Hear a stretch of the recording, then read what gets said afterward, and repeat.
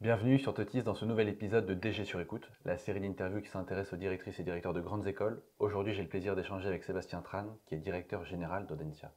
Bonjour Sébastien, Bonjour, merci d'être avec nous aujourd'hui. c'est un plaisir.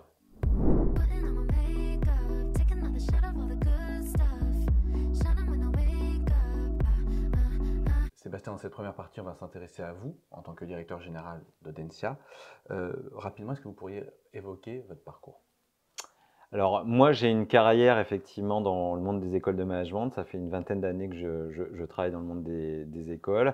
J'ai un parcours assez classique, j'ai passé une thèse en sciences de gestion à l'Université Paris-Dauphine en 2000, maintenant ça date, et ensuite j'ai rejoint le monde des écoles et j'ai évolué sur différents postes de direction et j'ai eu le plaisir de rejoindre Audencia le 15 janvier 2024. Alors justement, vous avez pris la direction générale d'une grande école de management, Audencia. Pourquoi ce défi? Alors, pour plusieurs raisons. La première, c'est que Audencia est une école que je suis depuis très longtemps, qui a été très précurseur dans différents domaines, dont notamment celui de la transition écologique et sociale.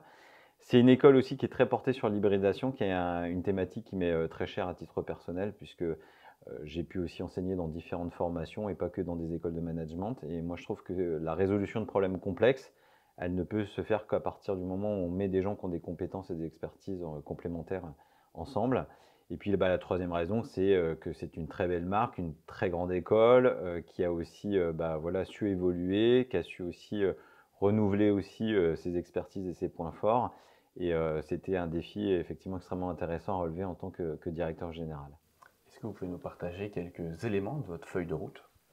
Ma feuille de route, elle est d'abord de terminer le plan Écosse 2020-2025, qui est un plan extrêmement ambitieux en matière effectivement de développement, d'élaborer un futur plan stratégique 2025-2030 forcément, pour lequel on sera très attendu dans un marché très concurrentiel des écoles.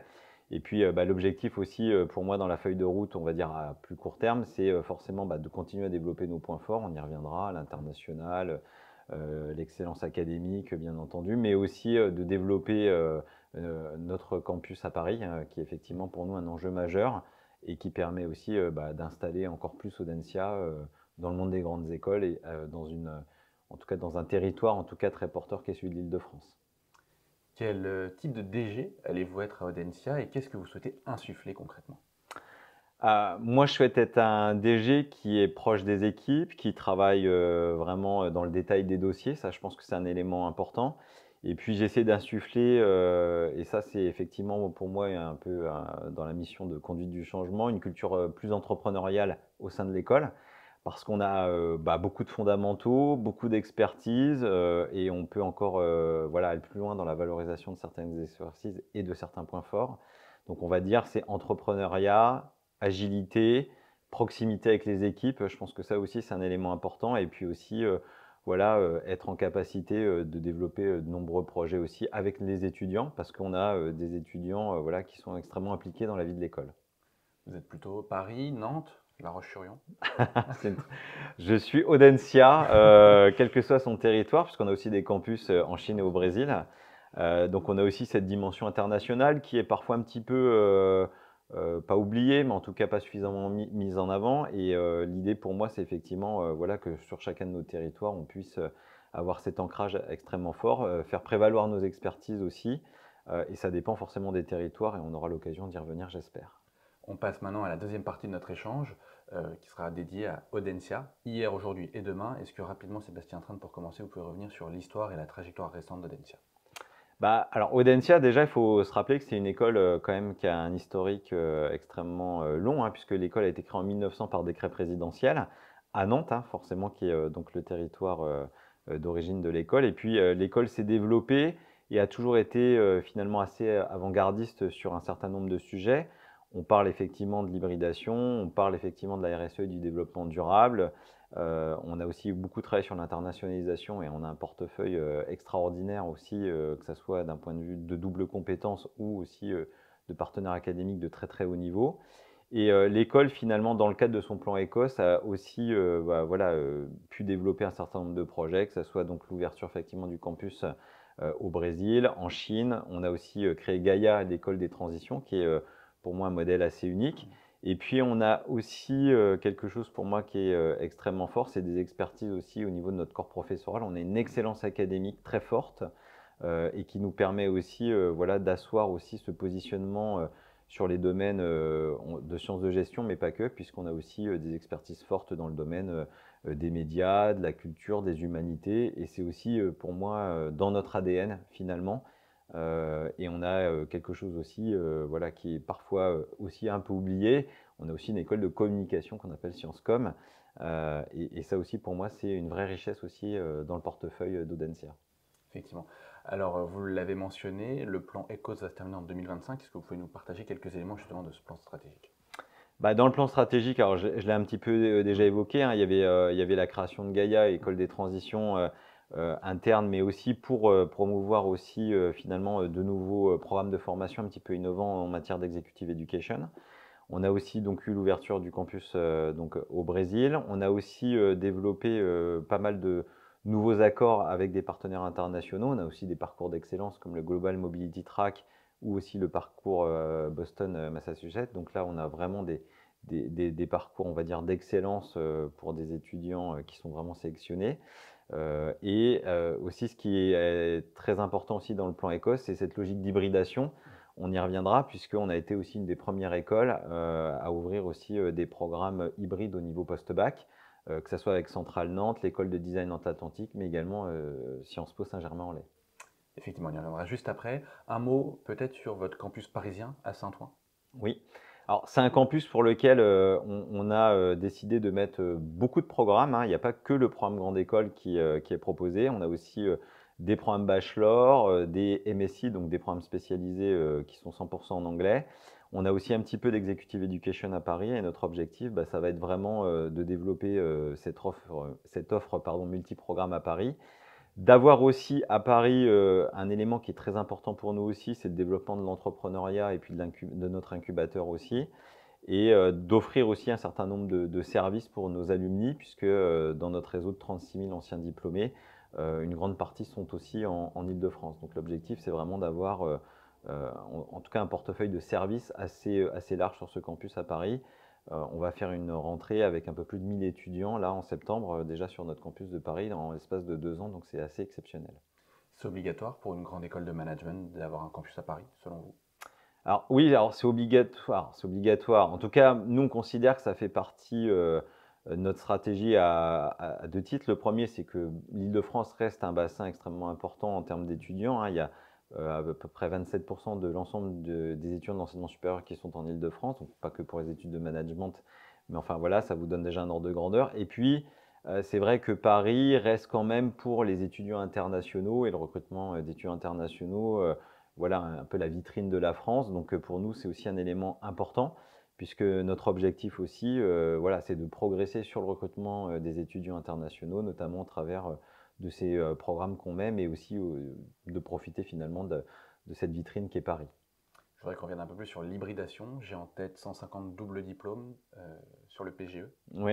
Est-ce qu'il y a d'autres choses? Oui, alors on a aussi des doubles diplômes en France et à l'international, et au total, on est à un peu plus de 200 Ok, partenaires. Donc ça aussi, c'est quelque chose d'assez unique, et je pense qu'on est l'école avec la plus grande hybridation finalement quand on regarde, que ça soit du post-bac jusqu'à l'international, en passant par des doubles diplômes de niveau master, notamment pour le programme Grande École. Et ça fait vraiment partie, nous, notre ADN, c'est-à-dire que l'idée, c'est de pas de former uniquement que des managers responsables ou des créateurs d'entreprise, c'est aussi de former des gens qui ont cette ouverture sur le monde, cette ouverture culturelle, et elle passe forcément aussi par de l'hybridation, de la double compétence, et d'aller voir aussi ce qui se passe voilà, dans d'autres disciplines en dehors des sciences de gestion. C'est quoi concrètement Gaïa et quel était l'objectif avec ce lancement? Alors Gaïa, c'est une initiative qui est née d'un échange aussi au départ avec le Shift Project, où le constat était que finalement, dans nos programmes de formation, on n'avait pas suffisamment poussé en tout cas ces questions de transition. Donc Gaïa, en fait, répond à d'abord la création de contenu pour l'ensemble de nos programmes de formation, que ce soit du bachelor, le programme Grande École, nos programmes aussi internationaux de type MSI. C'est aussi un volet, pour moi, qu'on oublie, c'est la formation de nos enseignants permanents, c'est-à-dire qu'on a un projet qu'on appelle GIFT, au sein de Gaïa, qui a pour vocation aussi à aider nos enseignants permanents à transformer leur contenu d'enseignement et intégrer ces problématiques de transition écologique et sociale sur des cours, on va dire, un peu plus classiques, finance, marketing, stratégie d'entreprise, ressources humaines, pour n'en citer que quelques-uns. Et puis, c'est aussi développer un certain nombre de programmes de formation, notamment à destination des entreprises, hein, puisqu'il y a des logiques d'upskilling, de reskilling, des évolutions de la réglementation qui font que les entreprises sont extrêmement aussi challengées par ces questions de transition. Et Gaïa apporte cette expertise dans la création de programmes. Et ça peut être des programmes courts de quelques jours à des programmes voilà, un petit peu plus longs avec parfois des certificats qui sont proposés à l'issue de ces formations. Est-ce qu'il y a d'autres forces que vous souhaitiez nous évoquer aujourd'hui pour Audencia? Bah oui, je pense qu'il ne faut pas oublier cette dimension internationale parce que c'est vrai que on a quand même voilà, 2 campus à l'international en Chine et au Brésil. En Chine, on a plus de 1000 étudiants qui sont formés. Et puis, on a un portefeuille d'un peu plus de 215 partenaires. Beaucoup sont avec des accréditations internationales. On a des partenaires d'excellence, hein, par exemple avec CBS, on a aussi Politecnico di Milano, on a signé avec Harvard, donc on a vraiment aussi voilà, cette excellence académique qui doit être aussi mise en avant avec des parcours intéressants parce qu'on n'a pas non plus de frais de scolarité supplémentaires pour avoir par exemple des diplômes d'excellence avec Harvard, ce qui est quand même assez rare dans le monde des business schools. Sur les classements nationaux et internationaux, quelles sont vos ambitions?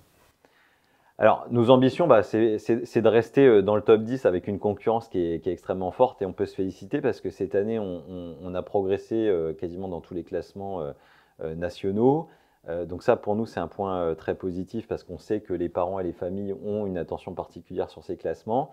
Et puis, il y a aussi ces classements internationaux qui sont importants, notamment celui du FT. On a fait une très forte progression par rapport effectivement à nos programmes et puis au classement de la Business School dans ce classement FT. Donc l'objectif pour nous, c'est de continuer à progresser tout en n'étant pas non plus obsédé par les classements, dans le sens où le classement doit être en fait, j'ai envie de dire, la résultante d'une bonne stratégie et on s'y attelle aussi à Audencia et aussi avec un marqueur fort de notre positionnement finalement. Donc les classements sont importants, on regarde bien entendu avec attention ce qui se passe. Et effectivement, il y a énormément aussi de classements, mais il y a des classements parfois qui sont peut-être un peu moins connus, comme celui voilà, de certains médias qui proposent aussi des classements sur est-ce que les étudiants sont satisfaits finalement de l'ambiance, de la qualité des cours, et c'est des choses aussi sur lesquelles on est extrêmement bien positionné, donc on s'en félicite. Est-ce que vous regrettez parfois cette surconsidération des classements de la part des étudiants ou des familles? Alors, c'est une question à laquelle il est difficile de répondre parce qu'effectivement, on a une multiplication des classements. Et ça, c'est vrai que ça peut parfois finalement avoir l'effet contre-productif puisqu'il peut y avoir des variations au sein des différents classements. Ça reste quand même pour moi un marqueur fort parce qu'il ne faut pas qu'on oublie que dans ces classements, on ne classe finalement que les 37 ou 38 écoles grade de master, alors qu'on a, je crois, un peu plus de 230 ou 240 écoles de commerce et de gestion en France. Donc déjà, le fait d'être classé, c'est déjà un point pour moi positif. Et puis, forcément, nous, on est content parce qu'on est forcément dans ce top 10. Mais néanmoins, je pense que il est important aussi parfois, et je le rappelle aux familles que je rencontre et aux candidats, c'est de bien regarder aussi un petit peu des spécificités de chacune des écoles, de rentrer un petit peu finalement dans le détail des cursus, des spécialisations, de ce que nous on propose aussi par exemple en matière de services aux étudiants, la vie associative, l'entrepreneuriat, enfin voilà, il y a plein de dimensions. Et je pense que ça, c'est un élément sur lequel, alors c'est plus difficilement mesurable parfois dans les classements, mais qui sont aussi à prendre en compte pour les familles. Et c'est vrai que moi, j'encourage énormément les gens à venir nous voir sur nos campus, à échanger avec nos équipes, nos étudiants, parce que je pense que c'est aussi cette dimension qualitative qui est complémentaire au classement. Est-ce qu'il faut encore considérer le classement SIGEM en 2024? Et êtes-vous confiant justement pour cette année 2024? Alors, le classement 6e reste un classement, voilà, en tout cas important pour les classes prépa. Néanmoins, effectivement, la difficulté, c'est qu'effectivement, vous avez la BCE et CRICOM, donc c'est toujours des fois un petit peu compliqué aussi d'avoir un peu des points de repère extrêmement clairs à partir de ce classement 6e. Je pense que ce qui est important, c'est de regarder ce classement, mais de le mettre en perspective avec les autres dimensions, c'est-à-dire les classements, je veux dire, de manière plus générale, les spécificités des écoles, parce qu'effectivement, un étudiant de classe préparatoire, il aura aussi des affinités ou des sensibilités un petit peu différentes, même si effectivement ils ont une formation, on va dire, voilà, qui est en tout cas un peu normée. Est-ce qu'on est confiant? On est confiant parce que bah, voilà, on a fait un gros travail cette année, on a des classements en tout cas qui sont positifs. Bon voilà, après la concurrence est forte, donc on verra en juillet ce que ça donne, mais voilà, il ne faut pas non plus que ça devienne une obsession. Je pense que c'est un élément important. Moi, ce qui m'importe, c'est effectivement qu'on puisse remplir l'ensemble effectivement de nos places en classe préparatoire. Je rappelle aussi quand même qu'Audencia est quasiment une des rares écoles à recruter sur l'année de pré-master, donc la première année, plus de 90% de classes préparatoires. On a assez peu d'admissions parallèles en première année, donc voilà, c'est aussi un élément que nous on souhaite mettre en avant, c'est l'attachement d'Audencia finalement à ce format de classe préparatoire. On y reviendra dans la troisième partie de notre échange. On parle beaucoup de taille critique, de croissance des grandes écoles de management. Est-ce que pour vous, une fusion ou une absorption est à l'ordre du jour? Ce n'est pas à l'ordre du jour maintenant, néanmoins, dans le cadre du futur plan stratégique, forcément, on se doit de se poser la question. Après, la taille ne fait pas tout, parce que, alors je vais pas citer d'autres écoles, mais voilà, s'il suffisait uniquement d'être le plus gros, ça serait presque trop simple. Donc l'idée pour moi, c'est plutôt de réfléchir aussi au positionnement, à un plan stratégique, à comment se différencier aussi finalement sur un marché où globalement les familles sont parfois un petit peu perdues sur ce que font l'ensemble des écoles. Donc oui, la question se posera dans le cadre du futur plan. Après, j'ai envie de dire, ce n'est pas l'alpha et l'oméga finalement d'une stratégie. Et pour moi, surtout, les rapprochements entre écoles, ils doivent se faire aussi dans le cadre d'un projet pédagogique, d'un positionnement un peu travaillé. Ça, c'est aussi un élément important. Et quand on regarde effectivement les mouvements qui se passent en France ou même à l'international, on voit bien que parfois, voilà, les fusions ne sont pas non plus la garantie d'un succès. Donc l'objectif pour nous, c'est vraiment d'essayer plutôt de réfléchir à ce que sera Audencia en termes de positionnement, d'attrait, tout en conservant notre ADN. Merci Sébastien. On passe à la troisième partie de notre échange, Audencia dans l'enseignement supérieur. Première question, innovation, nouveaux défis, développement durable. Comment est-ce que vous faites pour adapter vos programmes au quotidien? Alors ça, c'est un élément qui est extrêmement important parce qu'effectivement, on a fait beaucoup évoluer nos cursus à Audencia. On a des comités de perfectionnement, des comités de programme, donc on se sert effectivement bah, voilà, du retour des entreprises et des professionnels qu'on peut rencontrer. On fait aussi beaucoup d'études auprès de nos étudiants, on fait aussi une veille métier qui est extrêmement importante parce qu'elle nous est aussi demandée par les accréditations nationales et internationales. Donc on a effectivement en tout cas des groupes de travail chaque année qui revoient l'ensemble des contenus qu'on fait évoluer. Donc on ouvre de nouvelles spécialisations, on peut aussi en fermer, on peut créer de nouveaux contenus. Par exemple, on va faire à la rentrée un bootcamp effectivement autour de tout ce qui est IA, enfin intelligence artificielle pour les étudiants du programme Grande École, IA et data, parce que bah, voilà, c'est un vrai sujet en tout cas dans les entreprises. Donc en tout cas, on fait cette adaptation au travers de groupes de travail, en tout cas avec différentes parties prenantes. Et ça, c'est un élément effectivement qui est un peu difficile parfois parce que les programmes s'étalent sur plusieurs années et donc il faut aussi avoir cette projection de dans 2-3 ans, quelles seront les compétences finalement attendues. Mais enfin, le fait d'être une école triple accréditée avec aussi finalement les accréditations nationales fait que ça nous pousse aussi finalement à être dans cette logique un petit peu d'avance de phase au niveau de quelles sont les compétences finalement de demain pour nos étudiants. Et comment est-ce que vous faites pour différencier un effet de mode? Je pense par exemple au métaverse ou à Ouais. des choses vraiment plus concrètes. Vous, en tant que directeur général, qu'est-ce qui vous fait prendre des décisions ou justement vous dire là on prend du recul, on attend de voir? Alors c'est une très bonne question et je vous remercie de la poser parce que et justement, alors c'est là où ma carrière entre guillemets d'enseignant-chercheur me sert.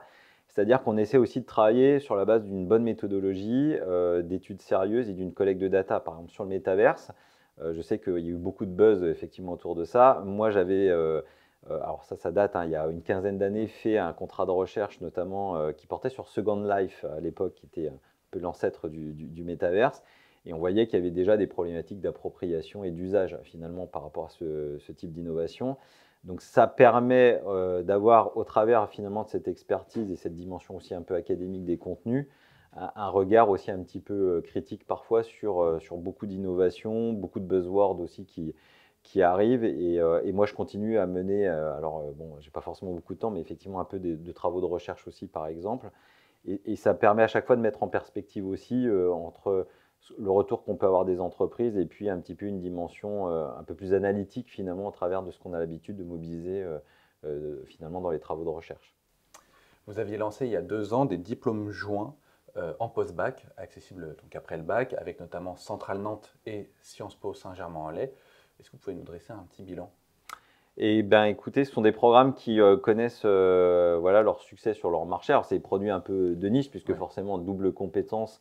Et puis il y a une forte sélectivité hein, parce que ça veut dire que vous n'êtes pas sélectionné par une école mais par deux in fine.